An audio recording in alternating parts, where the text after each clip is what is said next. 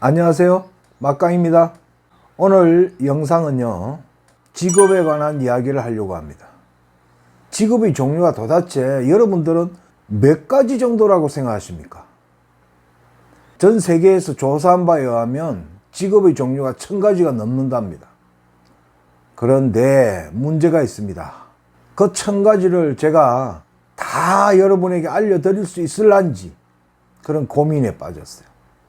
그래서 제가 생각하던 중에 뭐를 깨달았느냐, 우선 제하고 관계되는 이야기부터 하자.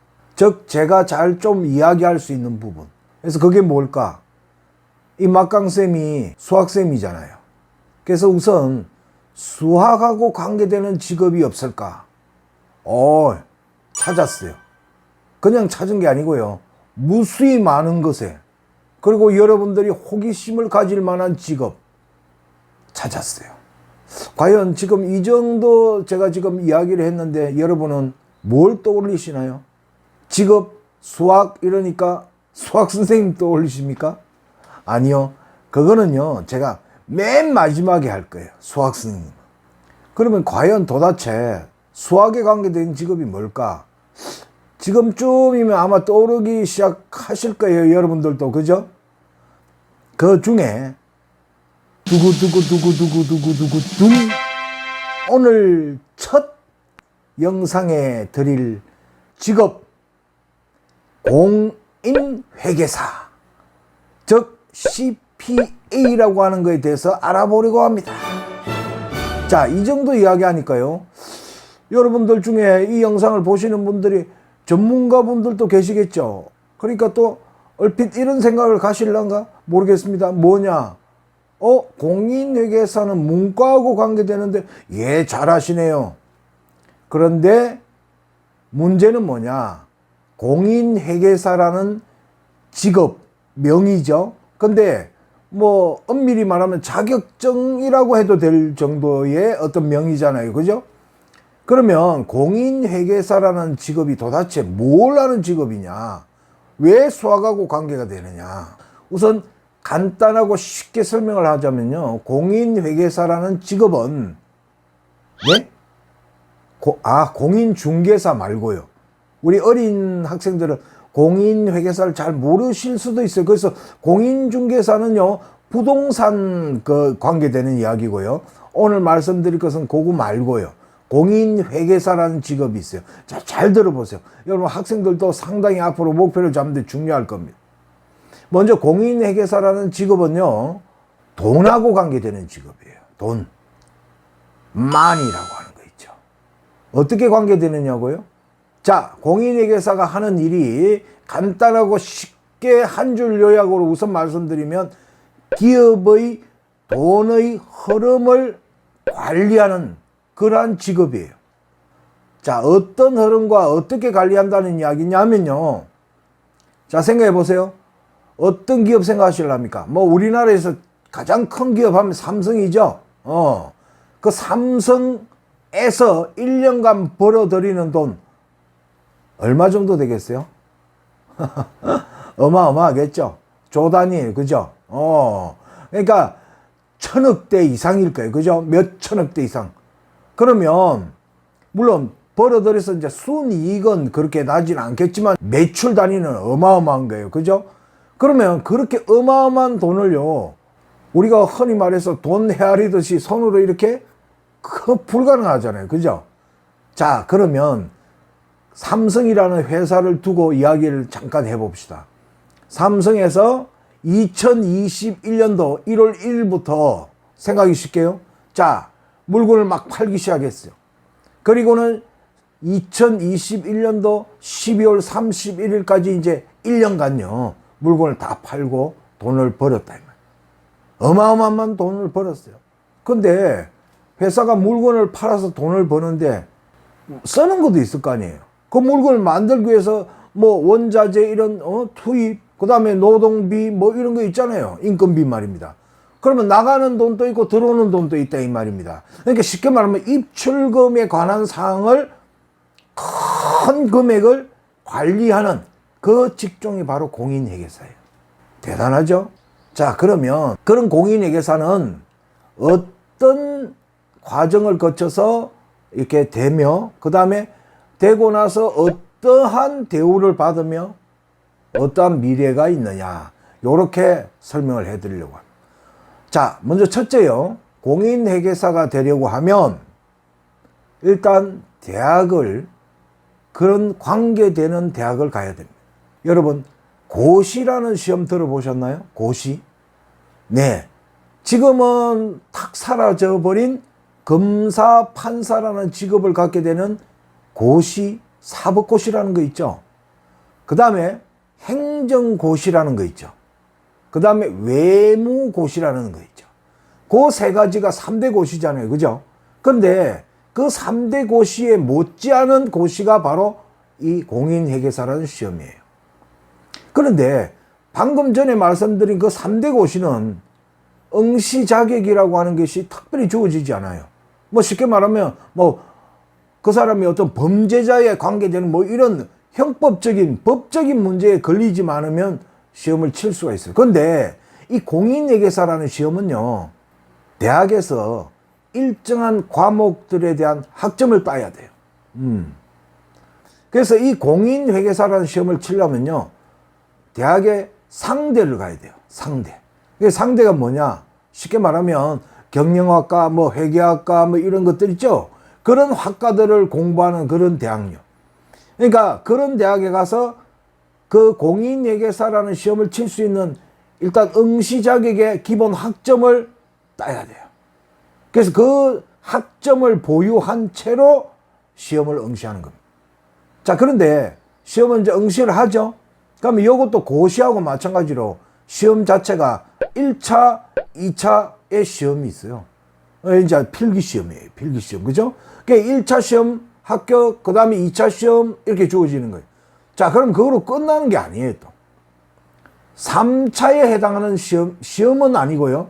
이게 연수라는 과정이 있어요. 이게 뭐 하는 거냐면 1차, 2차를 합격한 그 합격생들이 일단 어느 정도 배수적으로 뽑겠죠. 왜냐하면 그 3차의 과정을 거쳐서 또 안 되는 사람 떨어뜨려야 될 테니까. 그죠? 그래서 그 3차라는 시험의 형태는 뭐냐면 그 공인회계사가 되고 나면 이게 회계법인이라는 데서 주로 근무를 하거든요. 물론 그 자세한 건 좀 이따 이야기 드릴 거고요. 그래서 그 회계법인에 근무하기 전에 그러한 회계법인 회사에 들어가서 연수를 받는 겁니다. 그래서 그 연수 과정이 일단 끝나서 마무리가 잘 되어야 이제 정식으로 공인회계사라는 합격증을 받는 거예요. 이해하시겠습니까? 네. 여기까지가 이제 완성이 되면 공인회계사가 되는 겁니다. 자, 그러면요, 이 자격증을 받았다고 해서 그 다음에 어떠한 이제 직업을 갖게 되느냐. 바로 뭐, 나 자격증이 있으니까 내 사무실 차려서 내가 일을 볼래. 이건 좀 불가능하대요. 왜냐하면 공인회계사라는 그 직업 자체가 아까 맨 처음에 말씀드렸죠.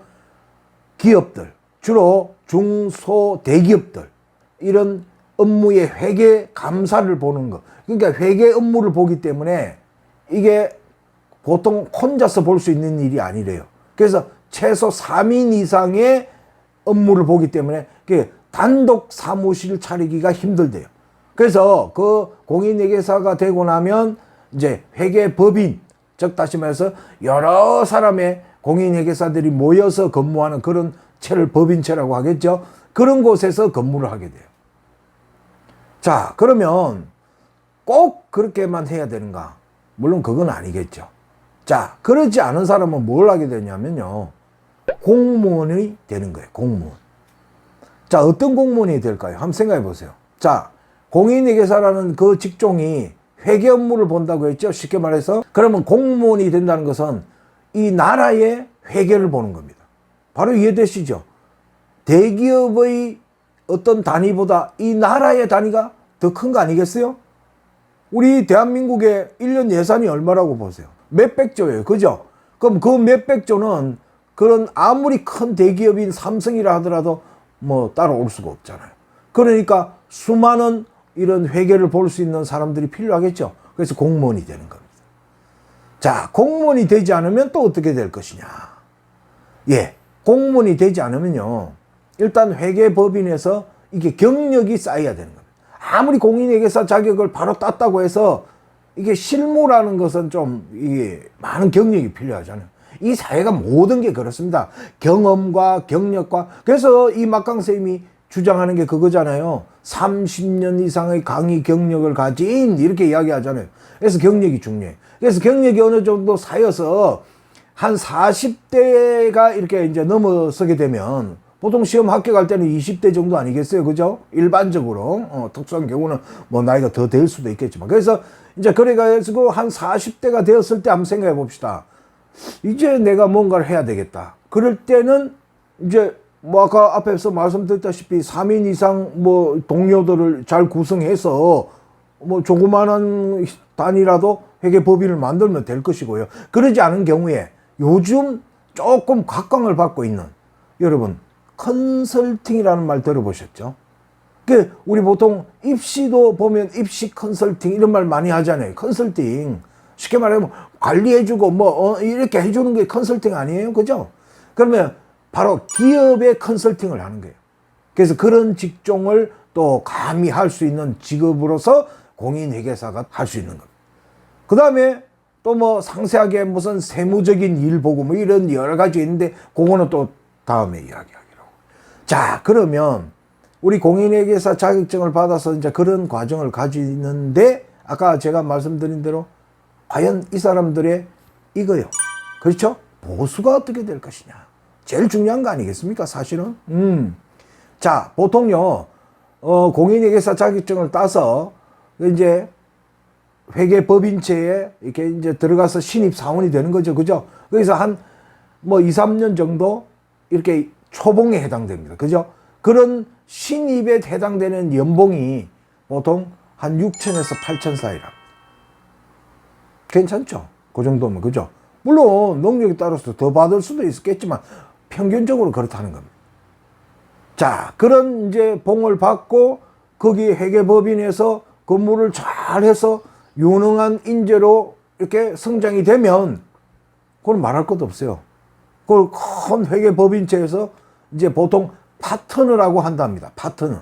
그러니까 다시 말하면 상당 고위직에 이제 앉게 되는 거죠. 그럼 그때는 연봉이 제가 뭐 감히 말씀드릴 수가 없어요. 다 억대니까요. 그만한 어떤 부의 능력을 쌓는 겁니다. 그래서 열심히 공부해서 이제 공인회계사가 되는 거죠.